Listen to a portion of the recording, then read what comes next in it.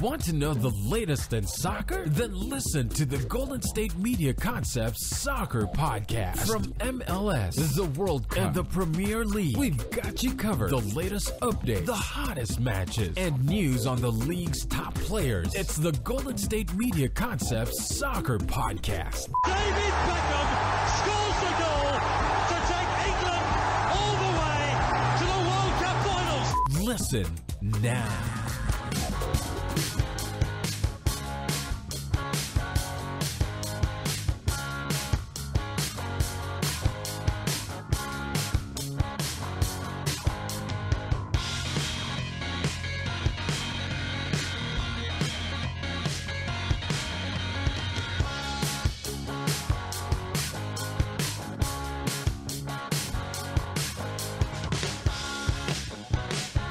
Thank you for listening to the Golden State Media Concepts Soccer Podcast, where we discuss everything there is to know in the world of soccer, including the hottest summer transfers and the top games and competitions from all around the world. I'm Ben. I'm Alex. What's up? And we have, as I mentioned, one of the top competitions from all around the world happening as I speak to you right now, Alex. I am watching right now. We are in a penalty shootout between Brazil and Sweden in the first semifinal of the Women's Olympics for soccer. Dude, it's getting intense. It's been intense all day. And we are currently sitting at 3-3 with each nation one woman left to kick. Unless, obviously, it's tied. It's a nail break. So this could go down to the end. So it was a 0-0 draw. So both nations made their first kick. They missed their second one, and now they've made their last two. Brazil is going to step up to the penalty spot right now. So I will keep you updated as I have it locked right here. Man, this is insane. Okay, well, hey, we're going to talk about today, while Ben watches, we are going to obviously recap what goes on in the Olympics. The game of the day for me, Canada and Germany, is actually about to kick off in about 12 minutes. Sweden just saved Brazil's kick. If Sweden scores, they are in the gold medal match. All right, this is, and then of course they will face one of the winner of the Canadian and German match. And we're going to talk about some recaps of women's soccer. It's getting really heavy right now. And the men's in the Olympics as well. Because we have the semifinals set as well. So. Yeah, we'll do some transfer stuff. Not much today to really talk about now that a lot of the leagues are really getting going. We're going to come back and we're going to preview the La Liga for this year, heading into the 2016-17 season. And then to end the show, we're going to do a little recap of the first weekend of the Premier League action. As well as Ligue 1 in France. So we had that. Thank you. We had that kickoff on Friday, so we're going to also preview that as well. So we're gonna start with the Olympics, Alex. So I guess as we have Sweden getting ready to maybe advance to the gold medal match, and they did. So Sweden just scored. They are going to be playing for the gold against the winner of Canada and Germany, as you mentioned. And then the loser of that game will be facing Brazil in the bronze medal game. Yes, sir. So, anyways, that is sort of an update on the women's game. Let's talk about the men's here. Okay. So we have the semifinals met for the men's game. So we have Brazil advancing. We have Germany advancing. Do you have it up here, the semifinals for the men's Olympics? Do you have any predictions? So we have Brazil and Honduras. These games will be tomorrow. And then we have Nigeria and Germany. So what do you think about these two games? I'm really hoping Germany pulls it out, obviously. The men's United States team obviously did not make They didn't even make the Olympics. So I have obviously no hold in that in any aspect, you know what I mean? But so, yes, I am hoping, of course, that the men's German team can pull it out. Obviously, I'm a big fan of German international soccer. You know this to be true. So I'm hoping they take the W over, you say Nigeria they're playing? Mm-hmm. I'm hoping they beat Nigeria. Okay, so I actually do like Germany and Brazil to advance, and then I would take Nigeria over Honduras in the third place game. Honduras really a surprise here. Brazil and Germany, obviously the big favorites. You look at Brazil, people like Neymar playing. He scored a goal in their last game in the quarterfinal. No, I'm confused. The men's teams, are they They're not the 21 under teams. 23. Under 23 is what they are? Yeah. Neymar, is that young? Neymar's only 23, man. Wow. Okay. Isn't that crazy? Because you look at Neymar. Mm-hmm. He's probably a top 5 player right now. Yeah. Think about what he'll be in 3, 4, 5 years. Oh, yeah. He's 100%. a future Ballon d'Or winner. Absolutely. Oh, easily. Once Ronaldo get finished playing, Neymar is literally the future of world football. Yeah.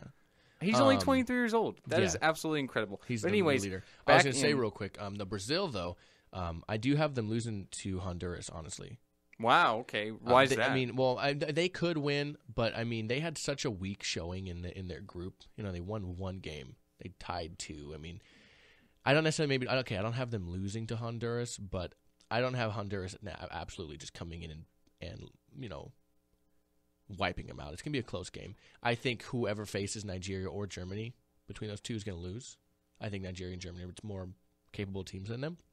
Nigeria, obviously, they did win their group 2 wins to 1 loss at 6 points, and Germany actually didn't even win their group with 1 loss and 2 wins. South Korea. 2 ties to South Korea, but they have played lights out since then. So I don't know. I think the stronger team currently exists in Nigeria and Germany. Whoever wins that, I think, is going to be the gold medal winner. Okay, I think when I look at Nigeria, they definitely have a lot of pace, a lot of speed. That's what they're really known for. That's definitely going to play into their advantage. They can get behind the line, the defensive line of their teams, and sort of expose teams that way. I think when I look at Brazil and Germany, who I expect to play for the gold medal, honestly, I see it as a toss-up. Yeah. Brazil, I'd say, are the favorites. They do have the home crowd. They do have the best player. They're yet to even give up a goal in this whole tournament. So that plays to their advantage. When I look at Germany, they've definitely had, in my opinion, the best player in the tournament, and that's Serge Gnabry. He's scored either 5 or 6 goals so far. He's a young player. He plays for Arsenal over in England. If only he played for a good team, you know? Don't even get me started on that, Alex. We'll talk about it later. But anyway, so in my opinion, he's been really the MVP of this Olympics. So you have to put that into consideration. But I think Brazil are a better team with Neymar. So I'm going to take Brazil over Germany. Whoa. And then I'll take Nigeria over Honduras. So into the women's game, we have Sweden really pulling off the upsets. First of all, on Friday, they beat the United States, the world's number 1, the defending World Cup champions. They beat them on penalty kicks as well. The game was a 1-1 draw. Hope Solo had quite a reaction. I don't know what to say, a negative comment to say about Sweden, how they played like cowards. Quite a poor response. They really sat back and kind of played on the counterattack. And they did a lot of the same stuff here against Brazil. And so Brazil had beat Sweden 5-1 in the group stage earlier, and now they go to a 0-0 draw, and then they end up winning on penalty kicks. And they really dominated possession and everything, did Brazil. But Sweden come out on top. So you got to say that their game plan, their mindset is working for them, having beaten the United States and now beating Brazil. So then they will go on to face the winner of Germany and Canada. Canada beat Germany last week 2-1.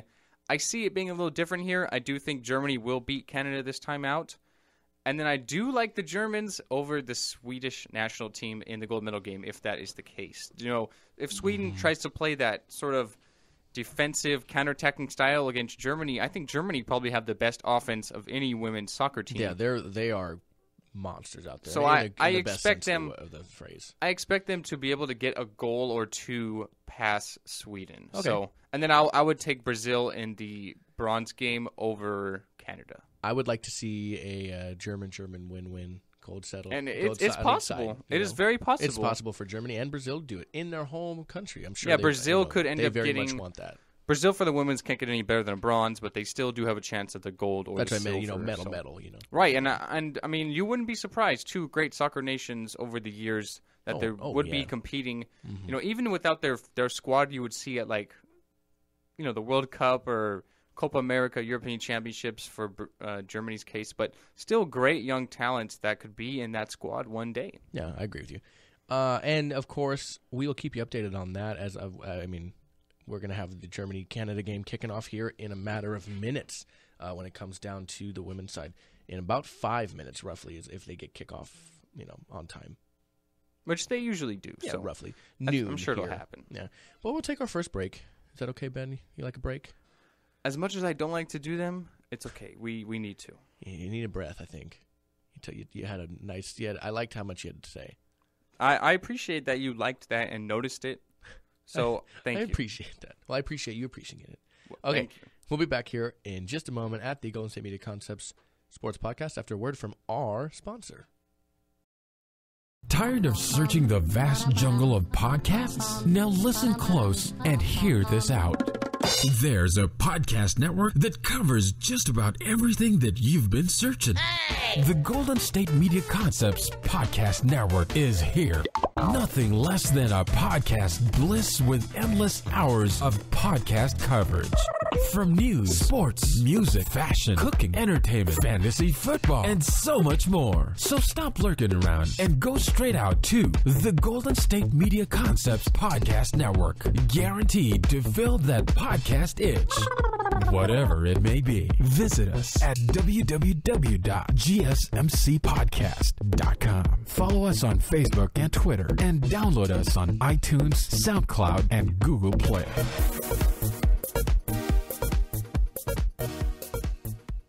Welcome back to the Golden State Media Concepts Soccer Podcast. And Alex, before we jump in, that is you, of course. Before we jump into our La Liga preview, we got to do what we do every single week in the summertime. What is it?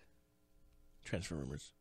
Yes, absolutely. Transfer rumors and transfer confirms. Confirmations. There you go. Yeah, so although the season has started in France and in England, we do have the La Ligue starting up soon. We have Serie A starting on the 20th. We have La Liga starting on the 19th. And then we have the Bundesliga, your favorite, Alex. That's my favorite. Starting on the 26th. So we're going to do a La Liga preview. But before we do that, we have to talk about transfers. So there's not that much transfers going on. A lot of teams try to finish their transfer business before the season starts.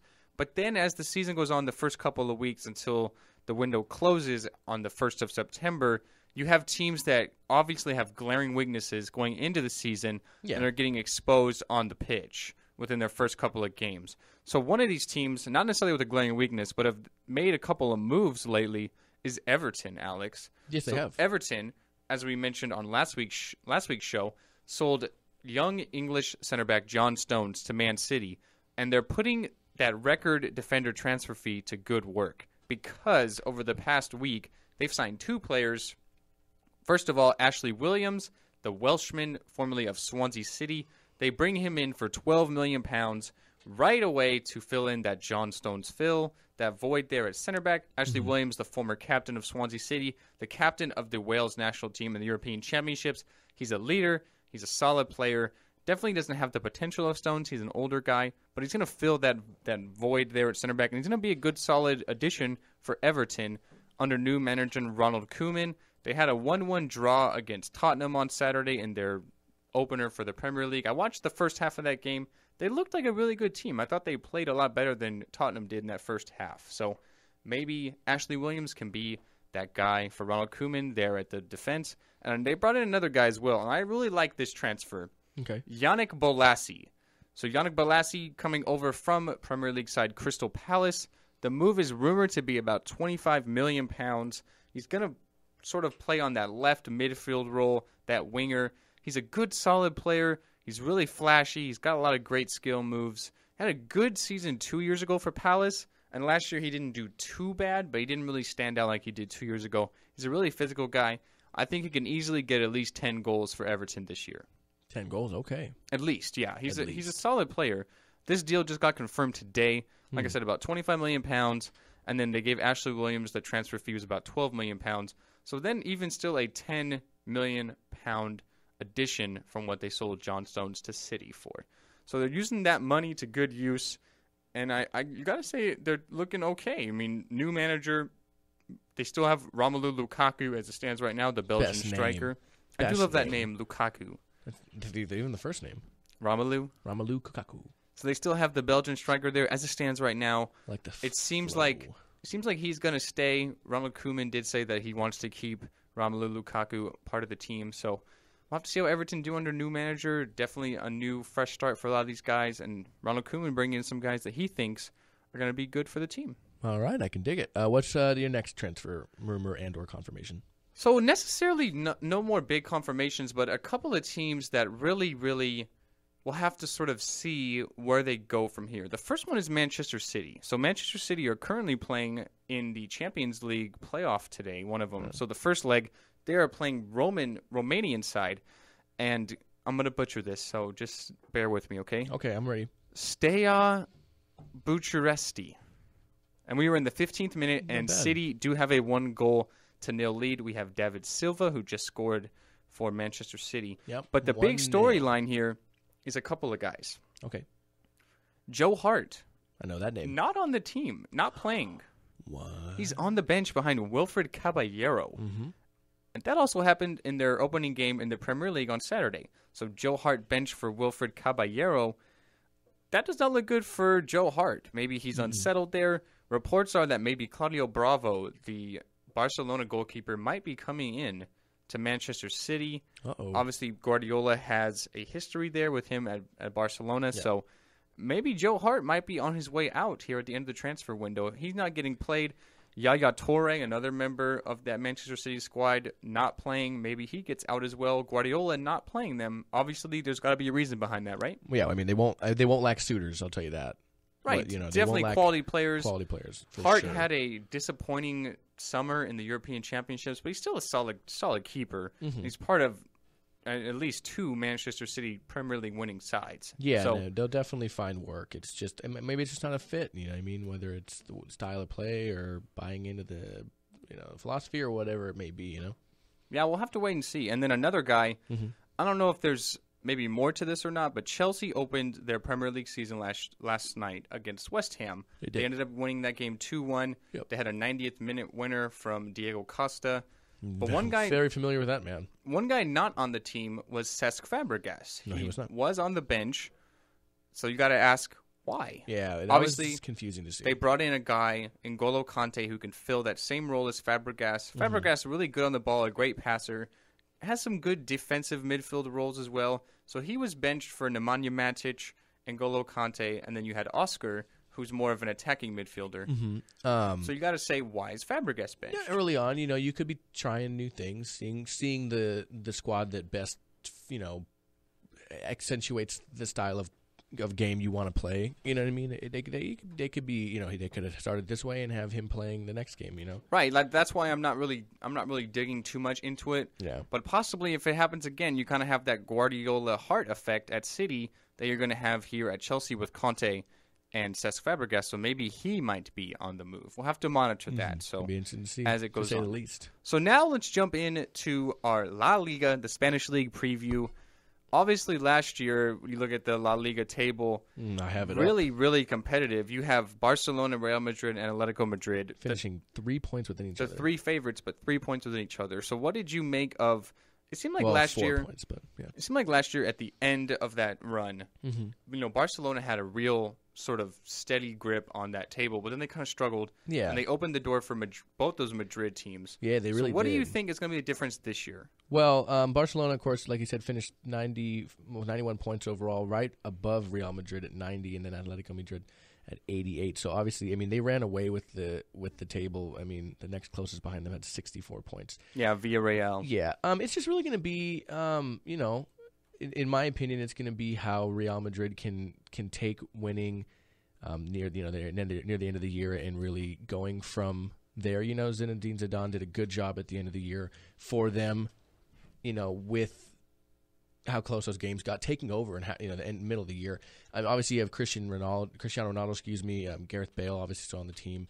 Big players for them. As long as they keep doing what they're doing, it's not like they are coming off a lot of turnover. And then obviously you have Barcelona, who's arguably the best team in the world. You have Messi and Neymar and Luis Suarez and Andre Gomez, all these great players on the team. They just brought in. It's not going to be easy for any team to really upstage those 3 in general, and not even to take anything away from Atletico Madrid either.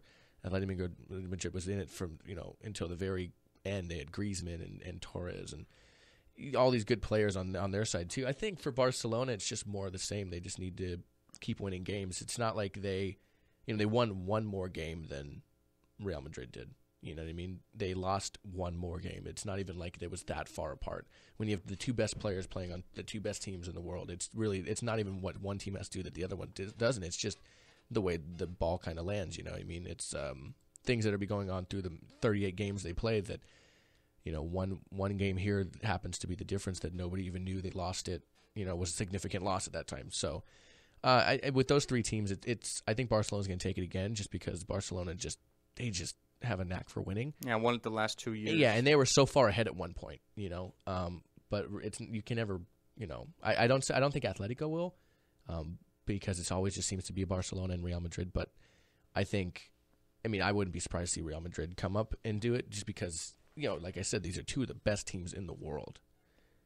But quite possibly the best two teams. I would say the 1 and 2, yeah. Barcelona, and followed by Real Madrid, which is funny because, in my opinion, Real Madrid has the best player in the world. So, I'm sorry, Barcelona has the best player in the world, in Messi. So, yeah, I think, like you said, just more of the same, really. In my opinion, I mean, they're almost identical stat lines: 29 wins, 28 wins, 5-4 losses, goals for is 112 to 110, goals allowed 29 to 34. It's almost identical. It's insane. Excluding Atletico Madrid actually was better than both of them in that aspect, and 18 goals allowed, but they only had 63 goals for. So yeah, Atletico are really known for their defense, so they win a lot of low-scoring games as opposed to the others. That's what sets the other two out. Like why I would say they are really more so the favorites, in my opinion, to win, because those two are the cream of the crop, and then Atletico sticks with them. They do win a lot of games because of that defense, but if it wasn't for the huge drop-off behind them, it's not like they could always be in third, there just happens to be the huge drop-off behind them. Right, so 3 down. When I look at the league here, obviously Barcelona, Real Madrid, and Atletico Madrid are the 3 favorites. They're really, in my opinion, only 3 teams that can honestly win this league. Mm-hmm. So I do think the way the standings fit last year, Barcelona, Real Madrid, Atletico Madrid, is maybe how it'll stand this year. But really, between the 3 teams, it could be really a coin flip. Mm-hmm. I think where the league is going to be won this year is 2 things. Number one, how they fare against each other. Yep. Because they're going to play 100%. each other twice. So Barcelona's going to play Madrid and Atletico Madrid twice. Real Madrid's going to play Atletico Madrid and Barcelona twice. So I feel like how they fare against each other this year is going to determine a lot. Because you can look at it as that could be a 6-point game. If Barcelona beat Real Madrid, that's a 6-point difference. You know what I mean? Yeah, and if you look at it, too, like, say Barcelona swept Real Madrid, that's one game right there that's the difference in the 91 to 90 points. You know what I mean? Exactly. Things like that. And I think the other spot where the league is won here in La Liga is how these 3 teams do against the teams they're supposed to beat. Yeah, so the Sevillas and the Malaga, Valencia, Espanyol. I always forget how to say the teams. Villamil or whatever. What? The team that they finished 4th. Villarreal? Real, thank you. I always forget how to say that. So, what I'm saying is, obviously Barcelona should be able to beat Real Sociedad. Yeah. But if they somehow draw with them and drop points, that could be a big determining factor. Well, because of course, you're going to have game matters when you're that close with. Exactly. That's what I'm saying. So if they can handle the teams they're supposed to beat, and then how they fare against each other, those top 3 teams, that's where I think the league is going to be won. Mm-hmm. Because that's where you're going to have a big difference. Barcelona's won the last 2 years. I think they have the best player, the best team. I think they're the favorites. And then I would say Real Madrid behind them and Atletico Madrid. But Atletico have that big equalizer, and that's the great defense that they have, led by people, like Diego Godin, Felipe Luis on the left side. They have the best defense in the league, and that shows. They only gave up 18 goals last year. That was 11 fewer goals than second place, which was Barcelona. Yeah. So they have that great defense. They have a proven goal scorer in Griezmann and a lot of other talented players that are capable of putting it through the net. They're the sort of surprise team that are going to hang around because they're not going to concede goals. You're never going to see them giving up 3, 4 goals in a game. They're going to give up 1 or 2 at the very most and get a lot of shutouts, a lot of clean sheets. And they won just as many games as Real Madrid did. Right. It's just the difference in points that's really the backbreaker. They won just as many games. They lost 2 more games and drew 2 less games. But it's really just the goals for and against that kept them 2 points lower. Right. And then, of course, injuries are going to determine a lot of things. Mm-hmm. Like for Real Madrid right now, Cristiano Ronaldo and Gareth Bale are not going to play in their first game this weekend. Real Madrid opened their season against Real Sociedad on Sunday. You're not going to see either of those 2 guys. I think they should still be able to handle Real Sociedad, early in the season. But Cristiano Ronaldo's coming off the knee sprain. Gareth Bale's coming back, getting his fitness back up from the European Championships. So they have to sort of work those guys in and get them ready sooner than later because these are really important games right after the beginning of the season. Yeah. You know what I mean? So I think that's going to be the determining factor. I will go with Barcelona, though. They do have Messi back and ready. He's played a whole preseason. Same thing for Suarez. Neymar's in the Olympics right now, so you're not going to have him right away. But you still have a lot of guys you can put there on that left side. People like Arda Turan, so I think they'll be fine. I think they're my favorites right now, barring injuries, because injuries determine a lot. So yeah, exactly. So yes, they're my favorite as well. Yeah, and some of the games that are going to be starting off for the Liga. So we have Barcelona going to be opening against Real Betis on Saturday, and then Atletico Madrid will open against Alaves on Sunday. So, and then a number of other games, of course. So there's 20 teams. Of course, there's 10 games over the next few days. Man, it's heating up. All right, well, we are going to take our second and final break. We will give you an update right now. It's currently 0-0 in the 10th minute of the women's German and Canadian game. So we will obviously be right back, and we will keep you updated with that as long as the show is going. So don't go anywhere, and come back to the Golden State Media Concepts Soccer Podcast. Are you looking for the very best NFL and college football podcast? Then check out the GSMC Football Podcast. Get the latest football news both on and off the field. From the NFL Draft to trades to the rumor mill to the NFL Combines, they got you covered. That's GSMCpodcast.com/football-podcast. Get updates on college rivalries, game day insights, and much, much more. It's football talk the way you want it. This show eats, sleeps, and breathes football. Don't forget to like them on Facebook and follow them on Twitter. Visit GSMCpodcast.com for more info. And we're back here at the Golden State Media Concepts Soccer Podcast, and it's Ben's favorite time of the show, and that is recapping the top games from the weekend. Yeah, Ben loves it. He's so excited. He probably got zero sleep, I would say, this weekend. I wouldn't say zero sleep. Zero sleep this weekend. I was definitely up early Saturday and Sunday because, of course, I have to watch football games, soccer games, whatever you want to call it. So, of course, I do. Footy. Did you get to see any games this weekend, or did you get to see any takeaways from the weekend in your eyes? Not really. Not really. No. Okay. So, anyway, some of my big takeaways this weekend. I'm gonna start just with Ligue 1. So we had PSG defending their title. They did end up getting a 1-0 victory there, but they did only score in the 76th minute. It was from a defender from Livan Kurzawa. They ended up being Bastia on Friday. So definitely only one goal, something they didn't really do very often last year. They still have that void to fill from Zlatan Ibrahimovic, trying Edison Cavani up there. So I don't know. Maybe I'm sort of diving in too deep. It's just one game. We'll have to wait and see as they get ready to play their next game coming up here next week. They're going to be playing, I believe, let me show you. So, yeah, they're going to be playing Metz over on Sunday. So maybe we'll have to see how that game goes. But definitely only one goal for PSG is not off to the best start. So, and then for the BPL, we had a lot of really big storylines. We had a lot of huge managers starting their campaigns. We had Mourinho at United, Guardiola with Man City, and then Antonio Conte with Chelsea, and all three of them come out with victories. So Man United currently sit at the top of the table. I know, Alex, you're happy about that. They ended up beating. Happy. Get used to it, Ben. Well, we'll have to wait and see. They looked pretty good on Sunday. They did play not Middlesbrough. They did play Bournemouth. They ended up winning the game 3-1. You had a goal from Rooney. You had a goal from Ibrahimovic as well as Juan Mata. So definitely not the strongest side in Bournemouth, but a win is a win, especially a road win. That's a good, solid point for them. Some of my big surprising storylines for the Premier League on Saturday, we had Leicester City end up losing to Hull City 2-1. So the champions, this is the first time ever that the defending Premier League champion has lost their first day of the next season. The first time ever in the Premier League era for 23 years. So Leicester City ended up with a loss. And then on Sunday, we had Arsenal end up losing to Liverpool 4-3. We talked about how both teams have some defensive issues going into the game. We could honestly see a shootout, and we got that. We got 7 goals. We had 5 goals in the second half. So really a wild shootout. Liverpool ended up coming out on top 4-3. Some of my takeaways from that game are Liverpool just seemed to have a lot more heart. a lot more passion, emotion, and that a lot of that came from Jurgen Klopp. Every time they scored, he got really excited, their manager.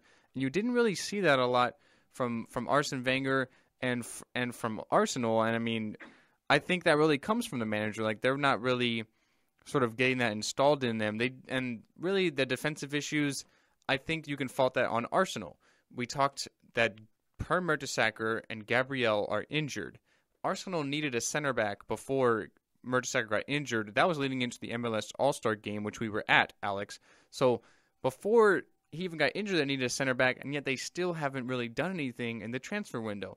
They brought in Rob Holding. He's only a 20-year-old, and he played in the championship last year for Bolton. That's a lot different than coming in and playing in the Premier League, especially against a side like Liverpool, who have, a chance at really finishing in the top 4 for the first time in the last couple of years since they got rid of Luis Suarez. So to put him in there and throw him to the wolves like that, you couldn't really expect much out of Holding, and I think you saw that he really got eaten alive by Philippe Coutinho, who had 2 goals. Okay. So, and then really my big storyline leading into the weekend is featuring Arsenal. They're going to be going up against Leicester City on Saturday. How do they play this weekend? I just told you about it. No. Arsenal. They played terrible. I'll tell you, they lost 4-3. They scored 3 goals at home. If you scored 3 goals at home, you should be winning that game. And you lose. That's pretty. Yeah, that's not. But that's it not was, what you wanted. That's not the side of defense you want to be on. It was those defensive issues that cost them, giving up 4 goals. And I think, and obviously those issues were glaring and really noticeable. And they should have had those fixed up in the transfer window already, but they didn't. Yeah, so definitely the word I was looking for. Terrible. That's terrible. So you kind of have to just roll with the punches and deal with what you can. They should have Laurent Koscielny back. They should have Mesut Ozil back, Olivier Giroud back. All those guys from France and Germany who played in the European Championships, they should be fit again for this next game against Leicester City, and they're going to need them. This is a huge, huge game already in the early part of the season. If either of these teams want to really have a chance at competing for the Premier League champion, they can't go and lose their first 2 games of the season. And you could have that being a possibility with them both losing in week 1. So you have Leicester. It's going to be a hard game for Arsenal. Leicester is returning home, their first home game of the season, defending champions. You know how that goes when you open up your season as the champion. You have a wild, emotional crowd. It's going to be a really tough game. Arsenal did win in Leicester 5-2 last year. This is going to be a much different game, though. So I don't really know what to expect, but both of these teams definitely need a victory if they want to have a serious chance at competing. You can't go and lose your first 2 games of the season. 2 games out of 38 is really not much, but you got to get off on the right foot. So we'll have to see what happens there. I mean, there's a lot of great stuff going on this weekend and stuff that I'm looking forward to, but that is definitely the big game of the weekend. Some other games that you might want to keep an eye on is Man United and Southampton on Friday. You have Stoke City and Man City on Saturday. Tottenham and Crystal Palace could be an interesting game. And then on Sunday, you have West Ham and Bournemouth. West Ham looking to open up the brand new stadium. So definitely some interesting details and storylines in the Premier League this weekend. I'm excited. I need to catch my first Man U game of the year. It's just, it's hard when Sundays are one of the only days I don't have any work. So I like. Yeah, and they don't always, it's always different. So they'll be playing on Friday against Southampton at 12 o'clock Pacific Standard Time. Ooh. So a little Friday night football for the fans over in Europe. And a little bit of early afternoon soccer here for me. Yeah. So and Southampton, they ended up drawing 1-1 against Watford in their first game. New manager, new sort of system going in. Southampton really known for selling a lot of their players. Look at people they sold this year, like Sadio Mane. So. They also sold Graziano Pele. That was early in the transfer window. They sold him into China, the Chinese Super League. So they're known for that. And I really think without Ronald Koeman, I think Southampton take a drop. They finished 6th in the Premier League last year. They're going to be in the Europa League. And I think that kind of hinders them this year for the Premier League because they're not going to be as rested. They're going to be a lot more fatigued because they're playing more games. They're playing in that European football over in the Europa League. So I think that definitely hinders Southampton's chances at making a positive and high run in the Premiership. I like it. You like what? Just that soccer's finally going. Oh, I know. It's definitely an exciting time. You know what I mean? Not necessarily we had we were spoiled this summer, but I mean, we currently still we have our club of football back. So yes. we have, like I mentioned, we did our La Liga earlier preview this show. We have Serie A, the Italian league, starting as well on the 20th, just this weekend. Then we have the Bundesliga starting on the 26th. So we have next weekend for the Bundesliga. We had Bayern Munich and Dortmund Die Klassiker happen over the weekend in the German Super Cup, and Bayern Munich came out on top 2-0 in that game. Woo. That game, I watched it. It was really, really an interesting game. I felt like both teams had solid chances, especially in that first half. And we really had some exceptional goalkeeping play, particularly from Manuel Neuer. And you wouldn't expect anything otherwise from... In my opinion, he's the best goalie in the world. Yeah, he is the best goalie in the world. I mean, there was times when people like Aubameyang were shooting for Dortmund, and I thought, wow, like that would get by any other goalkeeper in the world. But Neuer just somehow makes hard saves look easy. Yeah, he's cut from a different cloth. Yeah, and when we do our preview next week of the Bundesliga, which we're doing on the show, we'll be talking probably a lot about these two teams definitely being the two heavy favorites as we jump into the German Bundesliga. But still, there's a lot of great teams as well. You look at people like Bayer Leverkusen, you look at Wolfsburg, Schalke, Borussia Mönchengladbach. So there's definitely a lot of great teams in the Bundesliga, and we will be doing that preview next week for you on the show. I can't wait, man. Can't wait. Well, you're going to have to wait 1 week, so... I can't wait more than 1 week, so I'm down. Well, I'm sorry, buddy. We're just gonna have to. I said I can't wait more than 1 week, so I can wait 1 week. Oh, but anything 8 days, that, no way. I'm gonna leave the gas cap off your car. Okay. Thank you. Anything longer than that, I'm gonna... Okay. How's your car doing, by the way? We had a little scary situation earlier that could have been a lot worse than it was, so we'll have to wait and see. But I think we'll be okay. So. All right, I like it. Anyways, I think that's going to conclude the show for us this week. That's going to conclude the show for That's our one and only. That's our one and done this week. Yes, we are. So, listening to the show, we want to thank you. We appreciate you listening. You can hear us a number of ways. You can hear us on our podcast network's homepage. That's gsmcpodcast.com. Make sure you click on the soccer portfolio and listen to all the episodes we have on there. There's 13 of them now, including this one. So you can find us on iTunes. You can find us on YouTube, Facebook, SoundCloud, Google Play, Stitcher. Really, any way you really can think of, as long as you are just excited as we are to make the show, as you are to listen to it, because we have you covered here. We love doing it. Yeah, every Tuesday, new episodes go up. Yes, that's true.